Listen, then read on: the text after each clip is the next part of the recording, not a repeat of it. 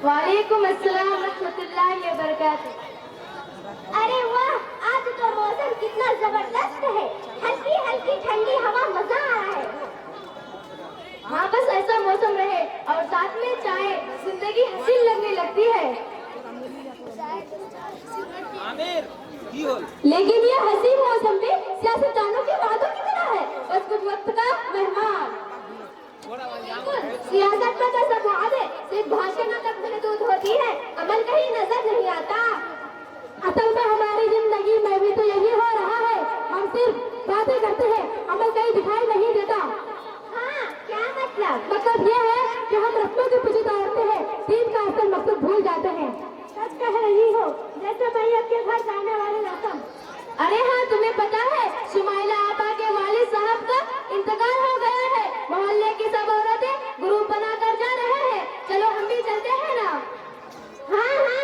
हाँ, बहुत सवाब मिलेगा। वैसे भी वहाँ जाकर सबसे मिलना जुलना भी हो जाएगा। मगर हम जाकर करें क्या? अजीब सवाल है।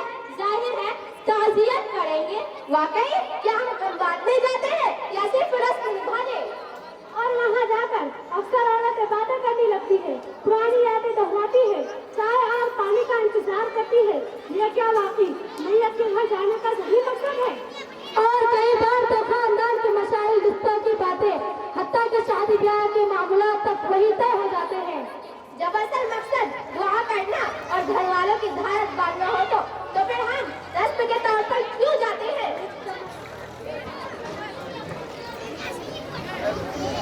अच्छा, ये सब छोड़ो। तुम्हें पता है मुहर्रम के मेले में कितनी जबरदस्त रौनक होती है? हाँ, वो झोले, वो चूड़ियाँ, मेहंदी, कपड़े, सब कुछ एक जगह मिल जाता है। और वे जलेबी, मिठाइयाँ, झालमुड़ी, वाह, मजा आ जाता है। मगर कभी सोचा है कि ये सब वहाँ करने के लिए हम कहाँ जा रहे हैं? हाँ, वहाँ इतना ही रश होता है कि औरतों और मर्दों में कोई फर्क बाकी नहीं रहता। और कई बार तो ऐसी भीड़ में लोग फायदा उठाते हैं। कोई किसी को धक्का देता है, कोई गलत नजरों से देखता है, और हम ये तो जानते बुझते हुए भी वहाँ जाते हैं। मुहर्रम एक मुबारक महीना है जिसकी इस्लाम में बहुत ज्यादा फजीलत है। लेकिन अफसोस कि हम इस मुबारक महीने में ढोल बजाकर, लठियारी खेलकर, पूरे दिन असुली करते हुए, घूम फिर कर बाजारों में मेले लगाकर और दिगर कई तरह के खुराफात करके अपने आकीबत खराब कर लेते हैं। हम सिर्फ रस्मों के पीछे भाग रहे हैं, असल दीन ही पीछे रह गया।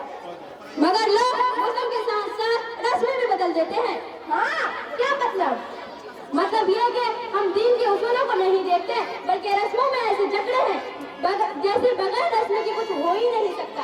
जैसे शादी को देख लो, निकाह चंद मिनटों में हो जाता है, मगर रस्में सालों तक चलती रहती है। जैसे दुल्हन को हल्दी लगाने की रस्म। हाँ, मगर शादी में हल्दी लगाना तो आम सी बात है ना, कोई बड़ी बात थोड़ी है।